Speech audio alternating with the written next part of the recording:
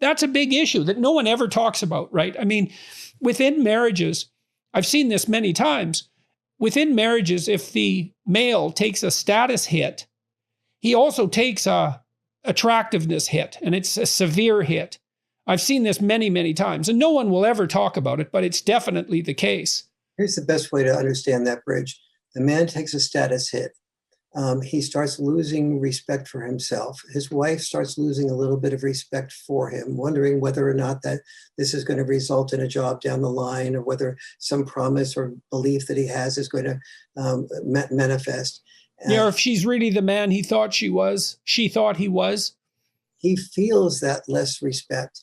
And a woman, and I think every woman will agree with this, it's almost impossible for a woman to love a man she doesn't respect.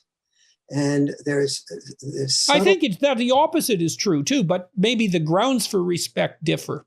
The grounds for respect differ, yeah. And also a man, there's more flexibility with a man on the respect issue. There may not be more flexibility in terms of first falling in love.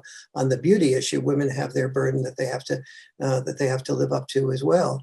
But on the respect issue, it's very challenging for if a woman begins to lose respect, she begins to lose love, and men sense this.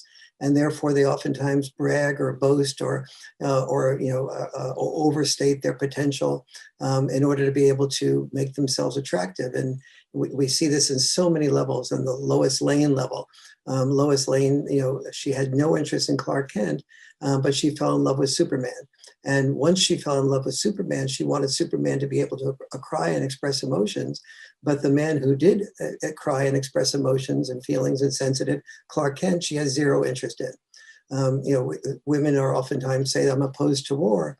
But look at she's much more likely to fall in love with the officer and a gentleman than she is the private and the pacifist.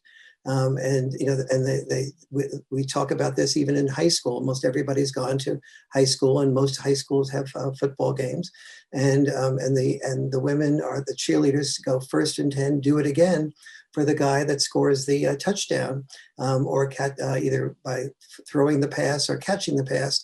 And if the guy feels like it's too dangerous for him to play football and he leaves the football team, it's very rare that the cheerleader says, I noticed how good your listening skills were when you were in the huddle, and how warm and tender you are. I want to continue cheering for you.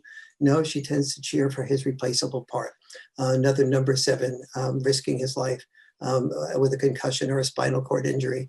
Well, this is non-trivial behavior. I mean, because you look at the football team, I've been writing about that recently. The football example is particularly interesting, especially because it's such a trope in American, especially in American popular culture. Everybody knows the story, right?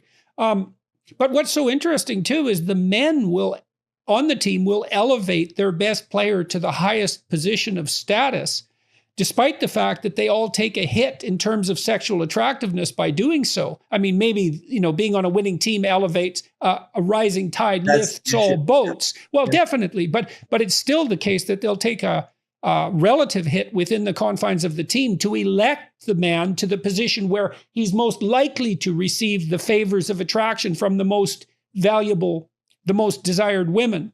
Yes, exactly. So, I mean, trying to puzzle out the role of sexual selection, thinking that through, because men select the men that women select. Absolutely. It's very, very interesting to watch that happen. And yeah, absolutely. And you'll see this, both sexes figure out very carefully. And when people say, well, men are more competitive than women, that's not really true. Both sexes are very competitive for having the goodies that lead them to have the greatest amount of choice. So women will compete with other women about how they dress, what their dresses look like. If a woman is at a party and she's interested in one or two of the guys at that party, and a really attractive woman comes through the door, she will assess what her chances are and how she should position herself to make sure she gets the contact with the man that she really wants to make contact with. And the men will do the same type of thing around the things that they feel will lead a woman to be attracted to them.